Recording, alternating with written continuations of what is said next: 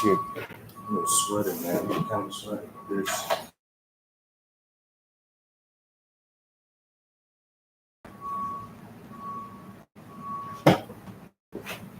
YouTube.com slash.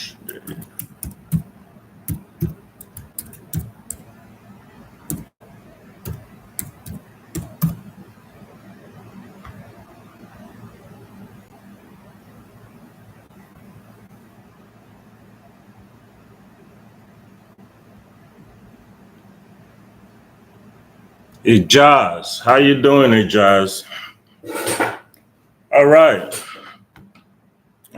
Looks like we're back on over here on YouTube. I might have to delete that first one because for some reason my internet keep going up and down. So my apologies, guys. I just had to set up quite a few stuff. Again, you guys are more than welcome to come in, give me your opinion. Let's talk about your misconception. If you're able to sway me away, then most likely you get this $1,000 I'm giving away. So let's go in the meantime. We started talking about the translation of the Bible into English, and we went through all the different translations that came about, starting from the 10th century, basically, the 900s and up. So pretty much we're still talking about that. We talked about the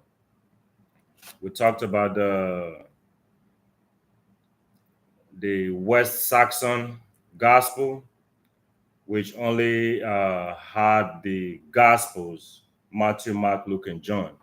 And this was translated from the Latin to the English version. It was the earliest surviving English translation.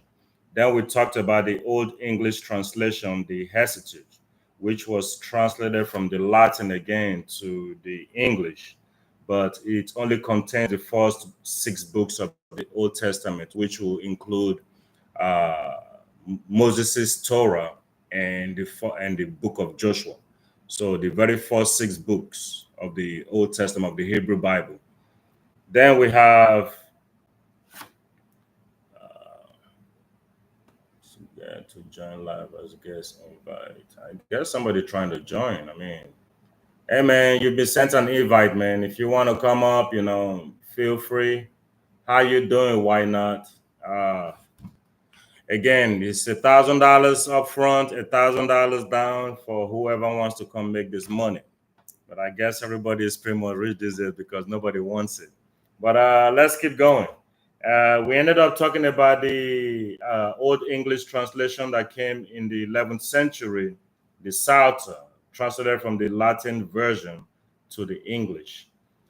We also talked about John Wycliffe's Bible and William Tyndale's translation. Again, we're not gonna go through all the history because I know it's a little controversial. We may leave a bad taste in your mouth with how everything ended. But thanks to that event, the Bible was translated into English and was able to blossom the way it did. So even though it was a lot of bad, good came from that. So basically,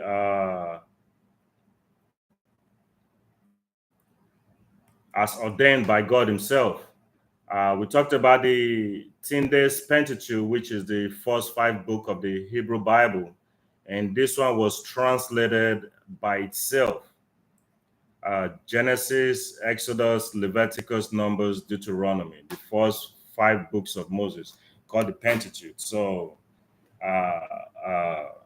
that came out in 1530, translated to English by William Tyndale himself. But looks like he had help too. He had help with Miles Coverdale, the Coverdale Bible. So they were also partnering, trying to bring these translations to life. Again, hear me out. I understand everybody's skeptical. How you doing, Stretch? English language do change. English language do change. So you don't expect the English we speak today to be the same English that was spoken way back in the day, which is why the language continues to evolve and the language continues to get revised. Too many Bible translations, that don't mean the context is actually that doesn't mean the context is actually different or is changed. There are ways of saying things. I could say, what's up? As in a way of saying, hello, how you doing? But way back in the day, that old English, people are going to think, hey, what's up? They're probably going to literally look up, trying to see what's up there. So languages do change, and that is a factor, a real factor which we have to consider. But we keep going. We talked about the Matthew's Bible, and we talked about the Great Bible. The Great Bible in 1539, this was translated by Miles Coverdale. Another authorized version by the English Crown, also known as the Cranmer Bible. Then we talked about the Geneva Bible, the Bishop's Bible, and the King James Version, how they all correlate with one another. Also, this version of Bible, these versions right here, they get revised and re-standardized over time, over the years, as we go along the years. So again, they still held the context, the content of the passages. So what we have when it comes down to textual criticism is more like spelling errors and name of places or smearing of the word or numbering, but it doesn't take away or change how you're doing here, man. It doesn't change the context itself of the Bible. But we keep going. The Revised Standard Version came about in 1952. This is a controversial translation, especially the rendering of the messianic passages like in Isaiah, Genesis, and other messianic texts like Daniel. So the Revised Standard Version. Now, the Revised Standard Version also got revised over the years.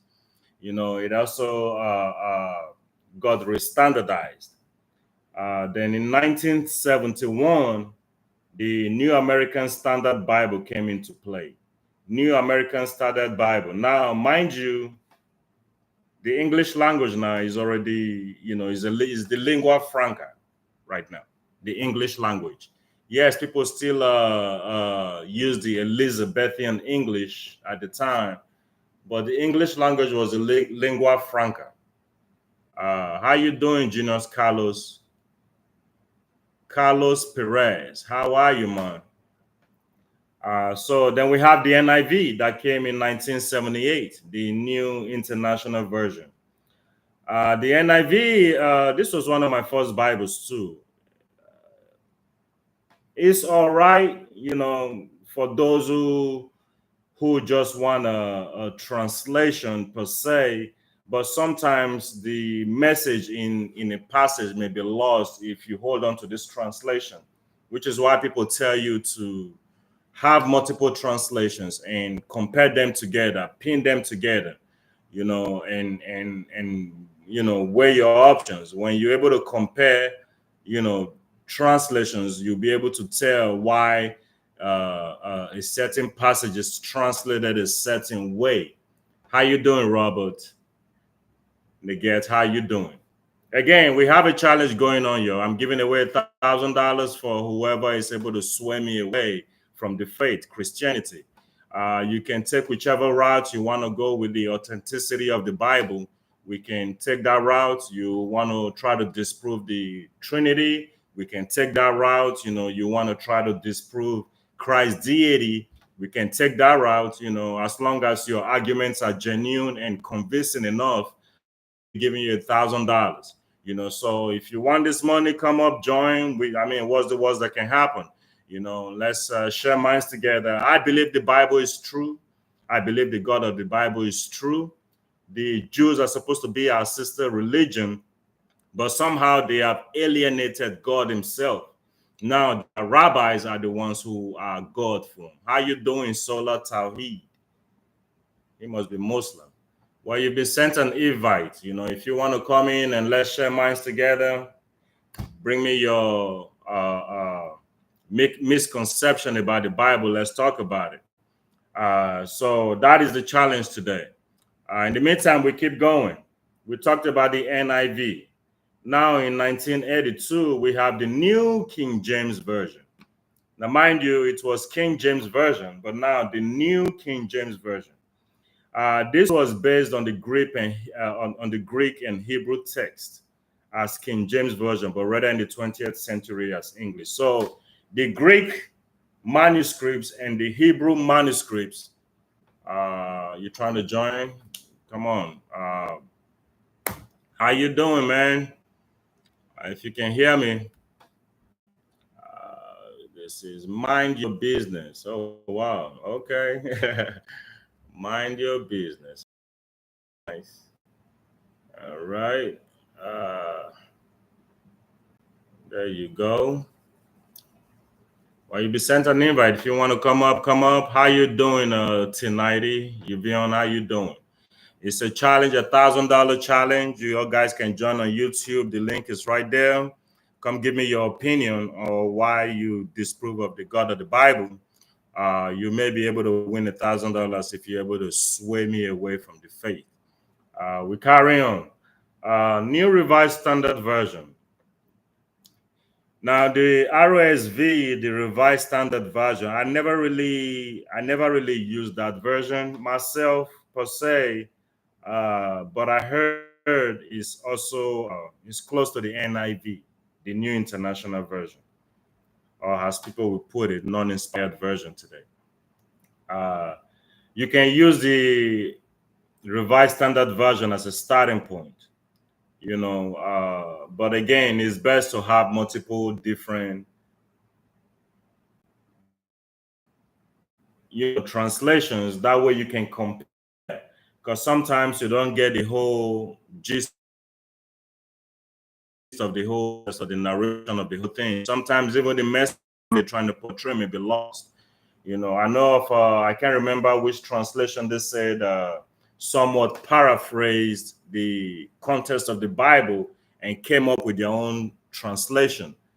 So that's quite unfortunate. But we carry on. English Standard Version, ESV, 2001.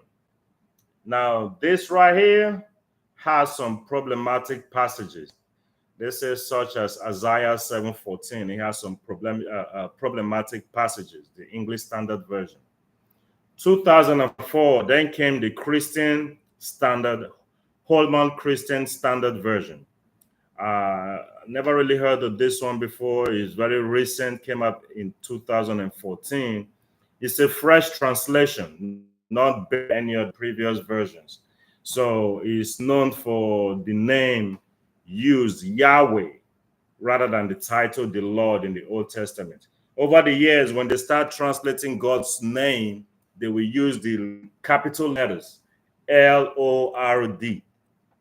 So apparently this translation, the Homer translation, it says it changed to Yahweh rather than the title Lord, as it was predominantly translated before. 2006, we have the New English Translation, or the NET, New English Translation. It's also a fresh translation. It's pretty recent, also not based on the previous translations, and is known for its detailed notes on alternative reading in the manuscripts and on how they arrive at their textual choices. Okay, I might have to look into that myself. I don't think I have. I've went through the New English translations before. So now we're coming down to Modern English Version. The Modern English Version. Wow, this one says it's just a regular contemporary English translation of the same Greek and Hebrew text using the King James Version. Then 2017, we have the Christian Standard Bible. Wow, Christian Standard Bible. Let's talk about the 4 codices we have. When I use the word codices, I'm talking about complete Bible translations. A codex is what is called a book. That's what a codex is, a complete Bible translation. Over the years, the way the Bible was compiled, we had 4 codices at hand. With the thousands of manuscripts there, it was only 4 codices at the time. You've been sent an invite. If you want to join, go ahead. For some reason, let's see right here.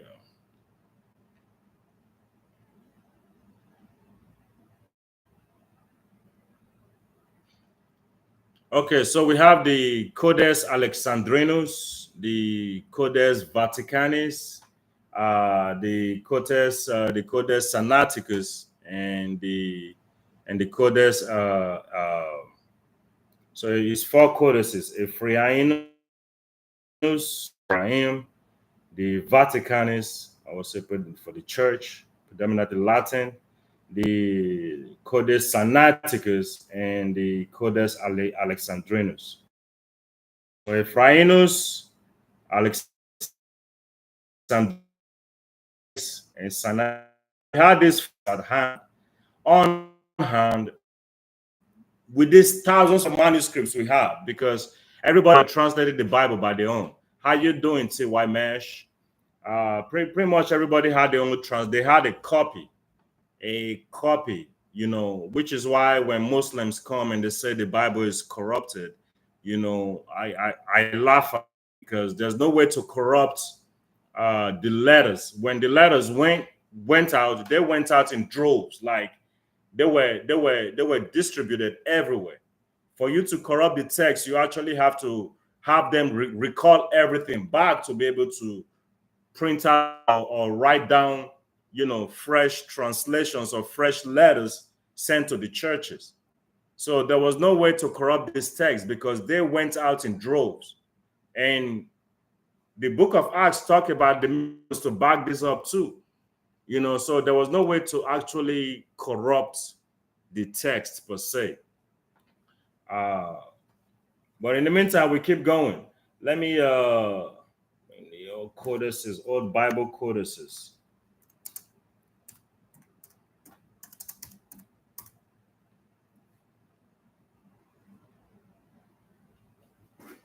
Let's see right here. Lists right here.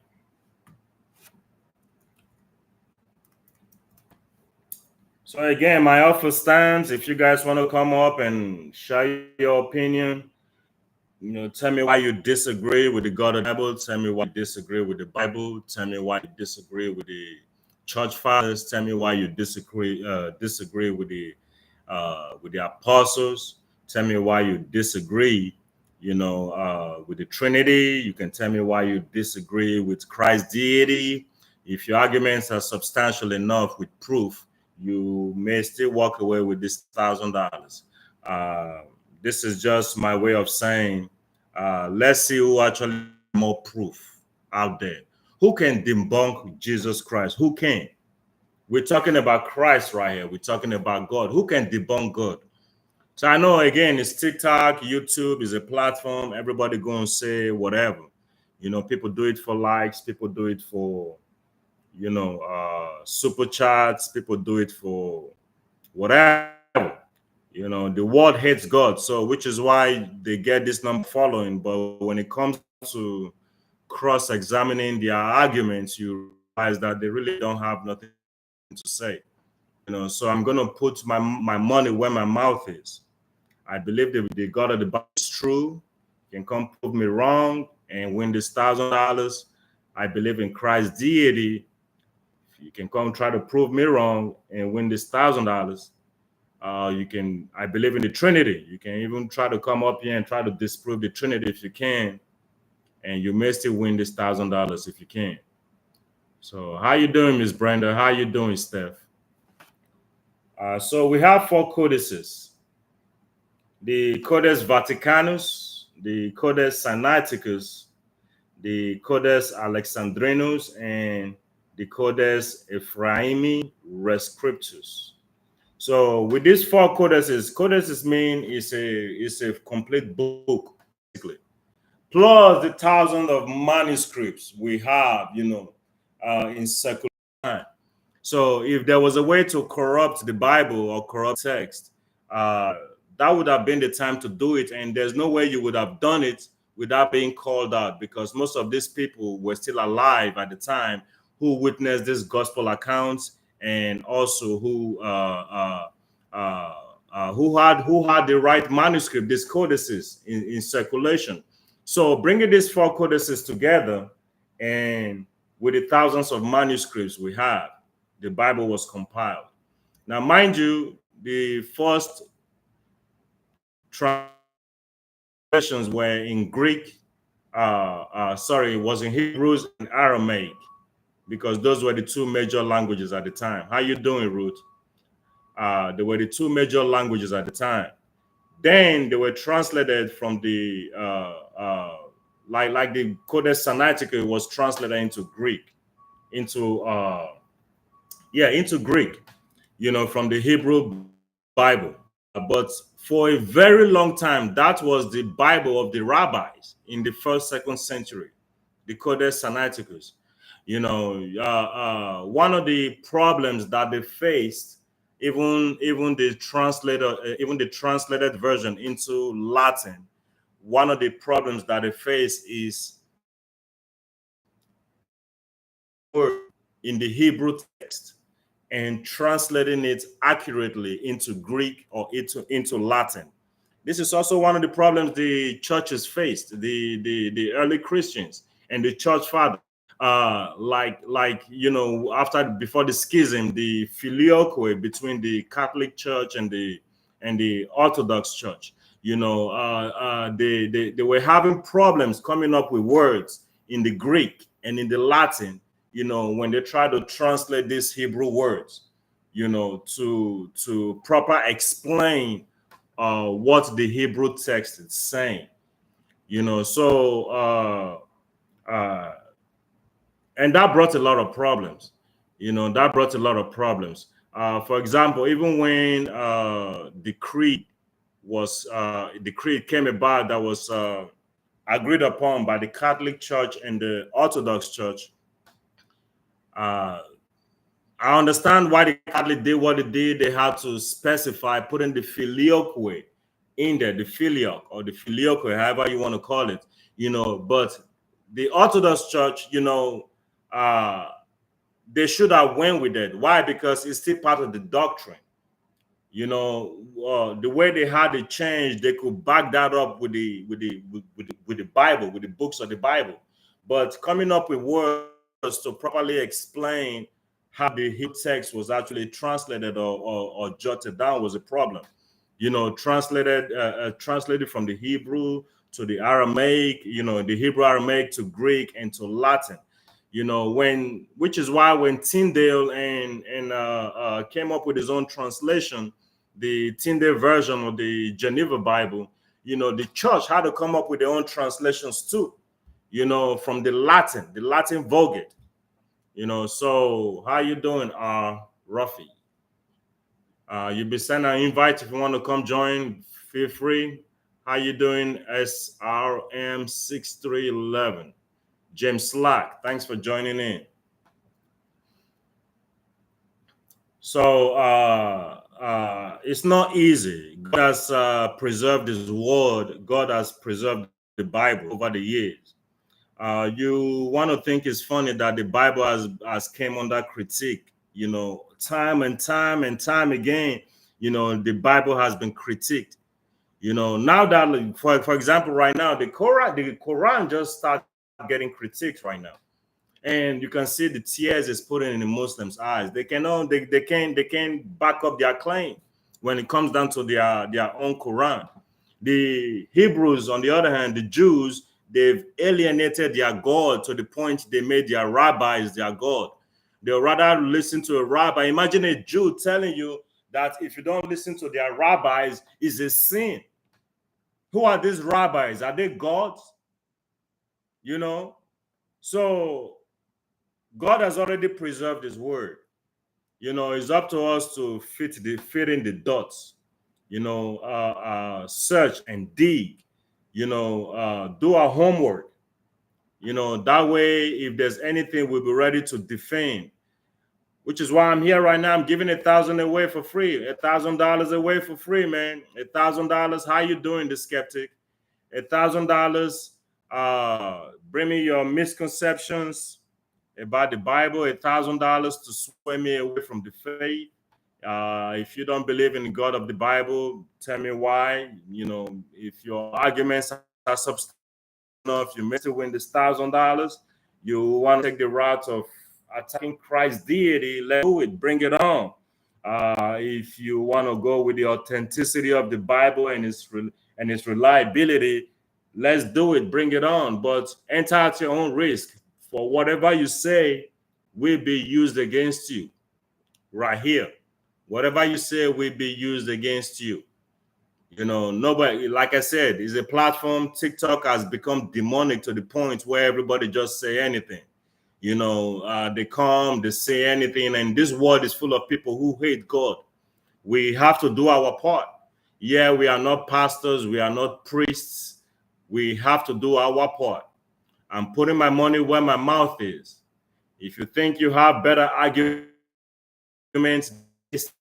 this atheist, realist, evolutionist, big bangers, the Jews, most Jehovah Witness, Calvinist, a lot of these saints, all these heretics. If you think you have better, bring it on. Come up here. Let us deconstruct your deconstruction, if that will make sense. Let us talk about your misconceptions.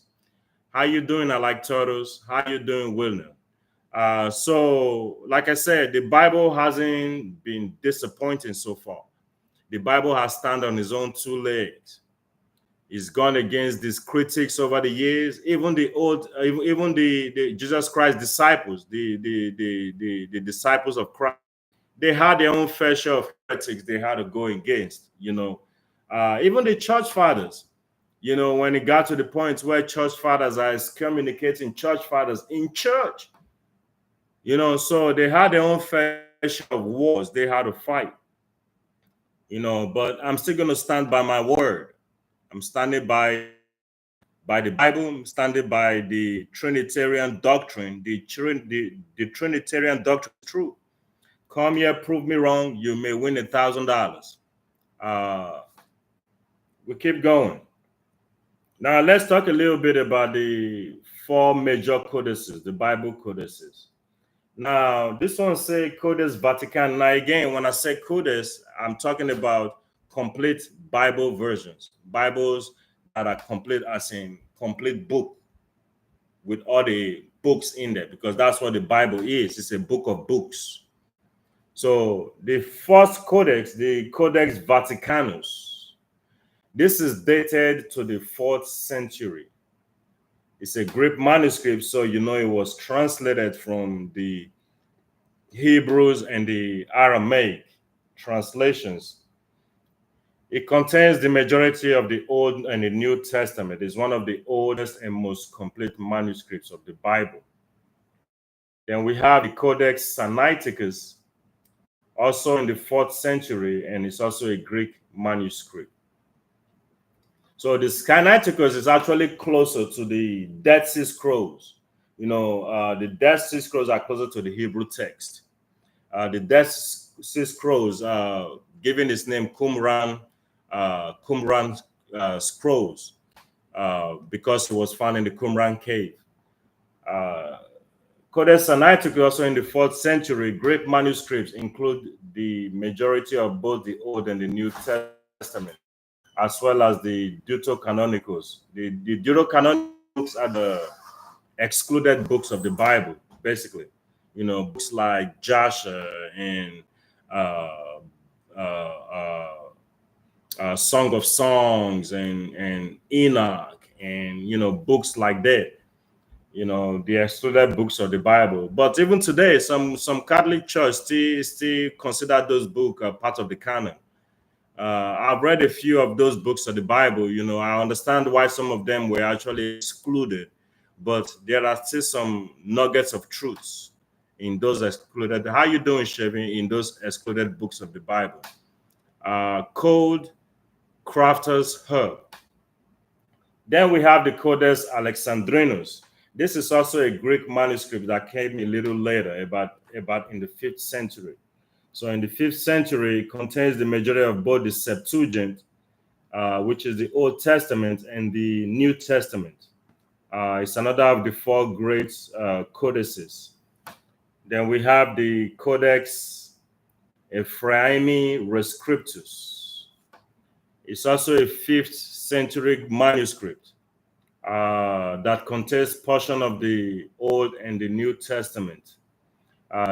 This part includes Job, Proverbs, Ecclesiastes, Song of Songs, Wisdom, and Sirach.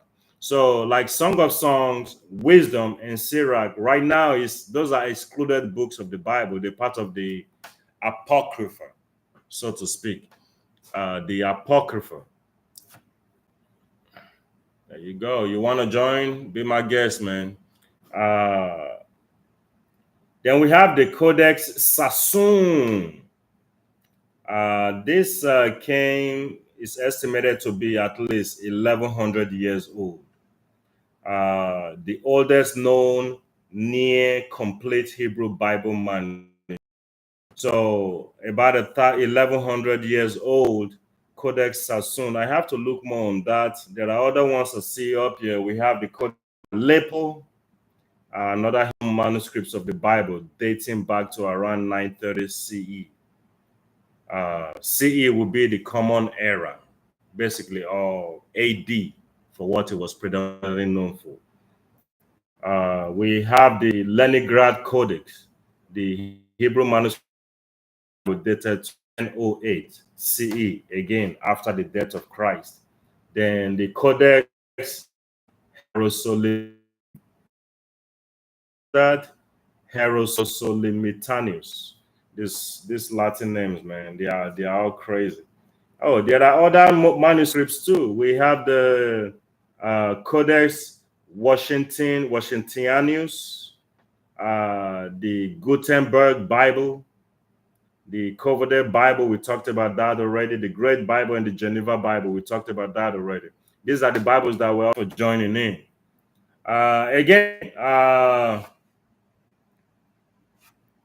right here, you know, I'm a typical Trinitarian trying to spread God's truth, proving that there's a plurality within God's essence, you know, and whoever believe otherwise is in heresy, you know. So there is a plurality within God's essence, has always been, even in the Old Testament. The idea of God having a plurality within his nature. Even the first book of the Bible, think about it. The first book of Genesis. The Bible talks about chaos when the earth was created. In the beginning, God created the heaven and the earth. And the earth was without form and void, and darkness was upon the face of the deep. Chaos. So imagine you being God. You have to be outside creation, right? So you have Elohim that is outside creation, God outside creation, creating in the beginning, which is time. He has to be outside time. Creating the heavens, which is space. He has to be outside space. And the earth, which is matter. He has to be outside matter. So time, space, and matter. God has to be outside time, space, and matter, what we know as creation today. So you have Elohim outside creation, looking at creation from the outside in. Then verse number 2 tells you who is there during creation. It wasn't just God alone. The Spirit of God. But this time, the Spirit is hovering above the waters. The Spirit inside creation. So you have Elohim outside creation, creating and looking at creation from the outside in. Then you have Elohim, the Spirit, inside creation, helping with creation, creating alongside the Father, but looking at creation from the inside out. So you have both perspective of things, basically. So the Bible never said the Father created alone. He's always had this plurality within his essence. And that has always been the Trinitarian doctrine. That is the truth that the Bible conveyed. That is the truth we've always tried to share. But for some reason, we have heretics, like the Jews, who try to deny that fact. They try to deny that God has always shown himself, in a plurality of persons. When Abraham, ran to meet those three strangers, walking to him, those three strangers, he knew that that was God. Why? Because of the aura they were emanating. He bowed down, called him God, Jehovah, please come to my humble abode. Let me wash your feet. Rest for the night, then you can depart in the morning. Saying God cannot enter his creation, that is limiting God's power. He has to find a way. I understand they say God himself cannot enter inside creation, but if God is God and someone who can speak things into existence, there's nothing he cannot do, including take on flesh. That is something he can do. So it's a Trinitarian doctrine. If you're a Jew, you've made your rabbis your God. Which is why today the Jews, they don't follow the Torah, the Tanakh, or the major and the minor prophets. They follow the Talmud. The Talmud is a library by itself, a series of discussions by rabbis on how the law in the Torah was supposed to be implemented. That's what the Talmud is. So it's a list of a series of rabbinical discussions between rabbis on how they should implement the law found in the Torah.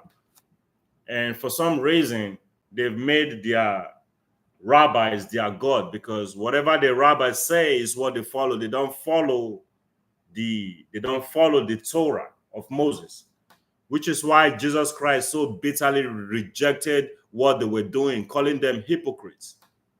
When they sit on Moses' seat, do what they do while they are reading the Torah to you. But don't do what they do.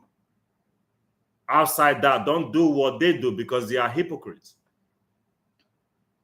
So unfortunately, the Jews have alienated their God. The Muslims also are in heresy, because the idea of God is not what the Bible portrays. You got to understand, Muhammad plagiarized everything. He stole from the pagans that were in Mecca at the time, like the Ramadan, and running around Safa Marwa and running around circumventing the Kaaba. These were all pagan practices. So he stole from the pagans, stole from Christians, stole from Jews, stole from everybody around them. Ever wonder why they don't talk about the Hindus or every other religion that came after Islam? Because they don't know about it. Muhammad didn't know about that. So he plagiarized everything and called it the Quran. I put everything in the Quran. So if you are a Muslim, my Muslim brother and sister, let's end the stream right here.